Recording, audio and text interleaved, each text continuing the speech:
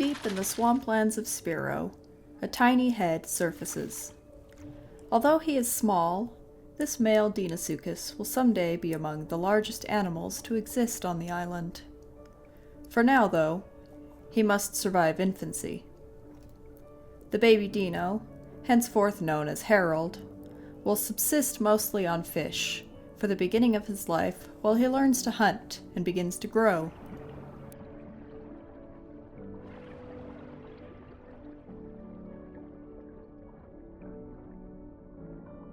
A few months after hatching, Harold has moved out of the swamp and into a nearby river.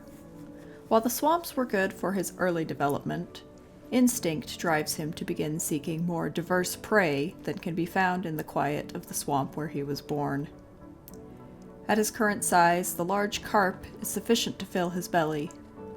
However, when he spots something leaping through the water toward him, the young Deino abandons his fishy meal. Harold moves quickly into position and attempts to grab the first baby as it zips by. Missed. He manages to catch the second momentarily before it slips through his jaws and darts away to the shore, bleeding but alive. Unwilling to give up the meal so easily, Harold gives chase.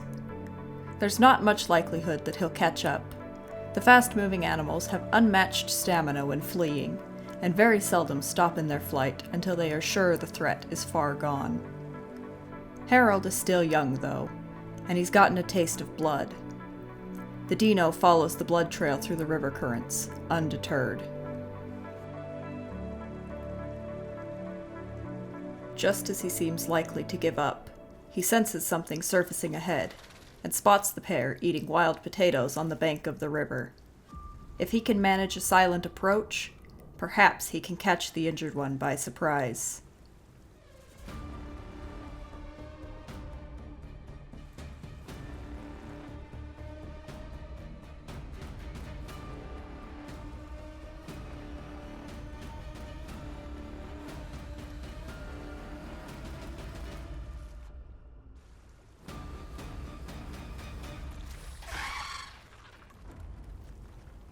The second baby can only watch helplessly as its companion's body is dragged back into the river.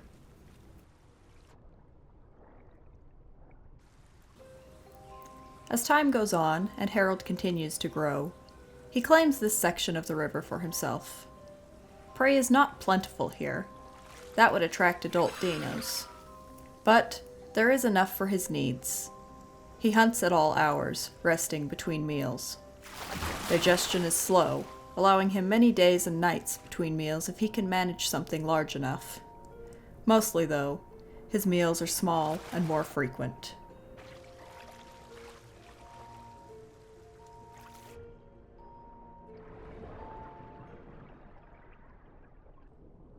As the years pass and Harold grows, he must move from his previous hunting grounds to somewhere both more substantial and more dangerous.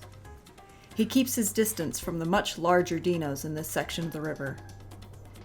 Deinos are not above cannibalizing their own, should the need arise, and Harold would be an easy target at his size. Regardless, this area is filled with baby and many terrestrial animals as well, perfect for a growing Deino. He is cautious not to attack anything too close to the other Deinos, not wanting the scent of blood to draw them away from where they rest along the river bottoms. Luckily for him, he spots a lone baby heading into a cave, the perfect quarry for a hungry young Deino. The baby swims around playfully, unaware of the approaching danger. Harold stalks it silently, moving slowly and cautiously toward it.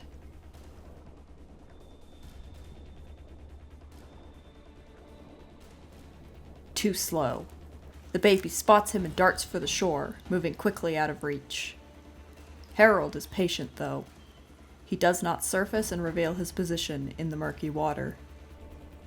While the baby is above the water, it is at a disadvantage.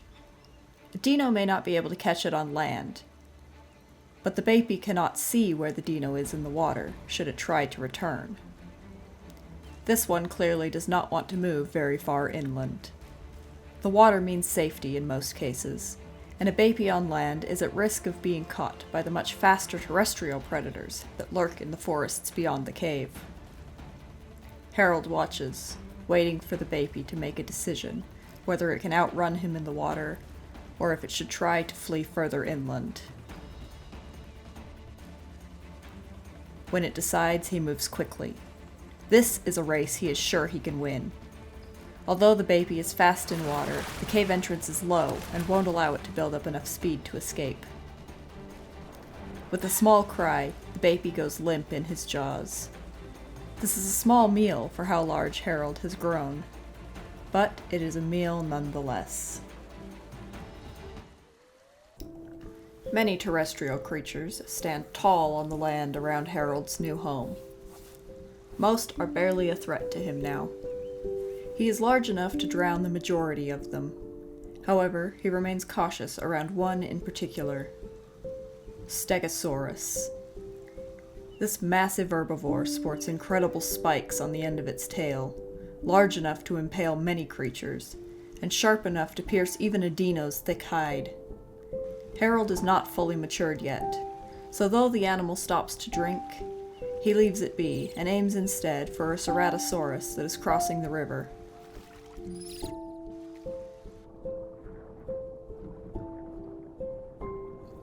Unfortunately, he's too slow and it runs onward, unaware of the danger it barely escaped. Later that evening, Harold spots another cerato on a nearby cliff above the river. He watches it for a while.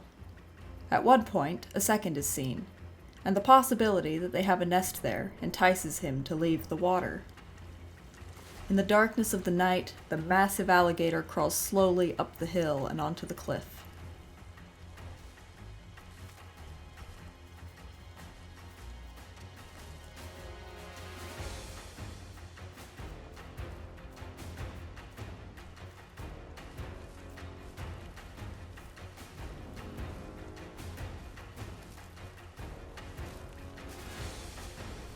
As he approaches the area the cerato is hiding, the animal steps forward to defend its space. Ceratosaurus is a thick-skinned dinosaur with a disgusting bacterial bite. They feed on anything they find, including severely rotted carcasses, and as a result their bite can cause infection. Too many bites can lead to stomach upset and vomiting.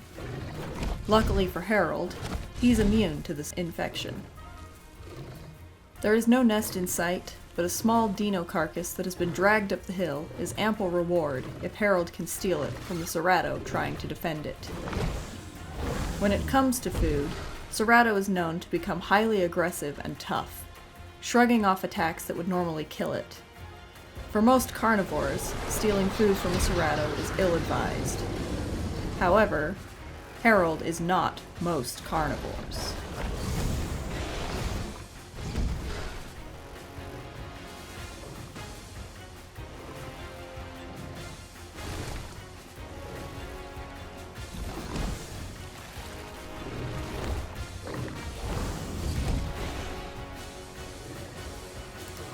After tanking several attacks, the cerato has had enough and decides to back off, leaving Harold to finish his stolen meal.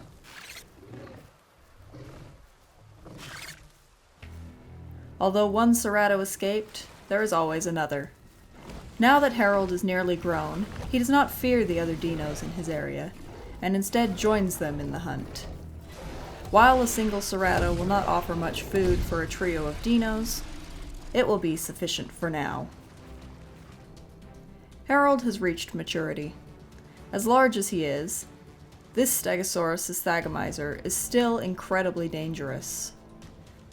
As it moves upstream, Harold follows, waiting for it to cross. The moment it lands in the water, he lunges forward, aiming for its head.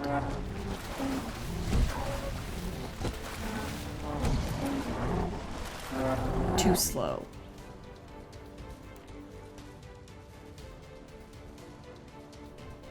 Life goes on. The river itself has been fairly quiet in recent months. Many of the older Deinos have moved on, and as a result, Harold has had the area mostly to himself. Herbivores and carnivores alike are less skittish around the water, feeling safe as less of them are attacked. This works out well for Harold, who has been stalking this tenno by sound for over an hour. Now he has finally spotted it and is ready to drag it into the depths of his river. Unfortunately, he is too slow, and the tenanto finishes drinking before he gets himself into position. All is not lost, though, and a moment later he spots it racing for the river's edge, attempting to jump across.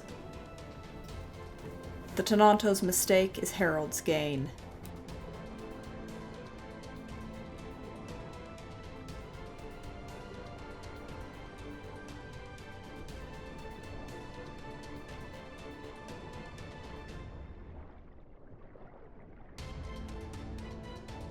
All good things come to an end eventually. As more dinos move into the area, the amount of available food becomes increasingly scarce. Cannibalization of the smaller dinos is increasing, and once they're gone, the larger ones are likely to take the chance on killing others of their own size. Close to starving, Harold knows he must move on soon. He spots a potential meal, the first he has seen in weeks. Unfortunately for him, he has remained beneath the surface too long, and can feel his breath running out. If the cerato comes to drink or cross quickly enough, Harold might have just enough air left to drown it. If not, though, he will be forced to surface, scaring off the prey and resulting in his likely starvation.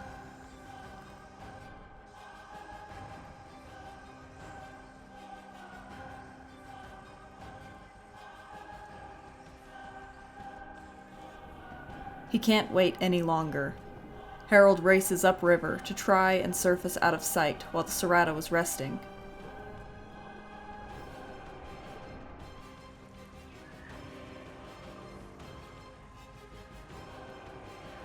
The moment he does, it is too late.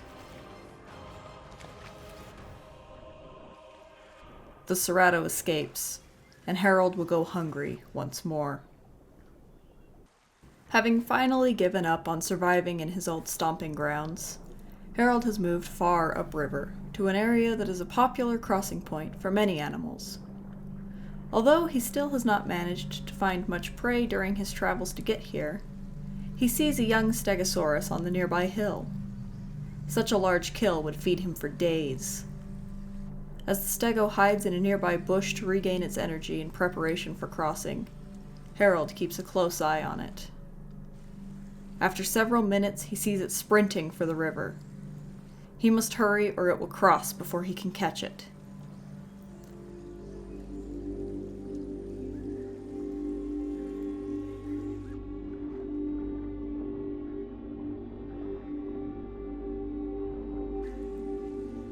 A great struggle ensues beneath the water as the stego fights to escape from the massive jaws that have dragged it under.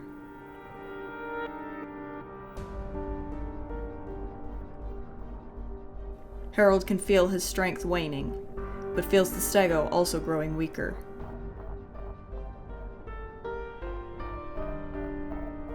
His grip fails, but it is enough. Where there is food, there is ceratosaurus. Harold's kill has drawn one in. He's not hungry, but after struggling for so many months, he will not allow easy prey to pass by. And another.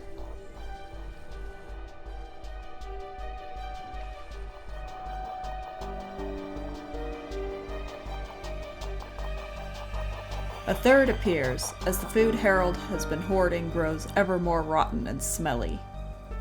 Unlike the other two, this one is more hesitant to approach the river.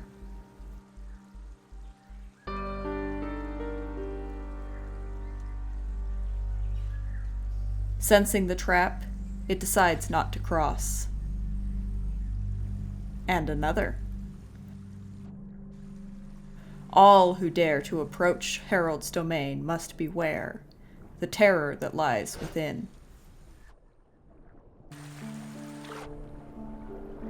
Thank you for watching.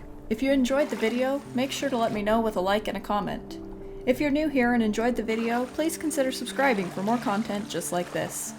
Thanks, and I hope to see you in the next one.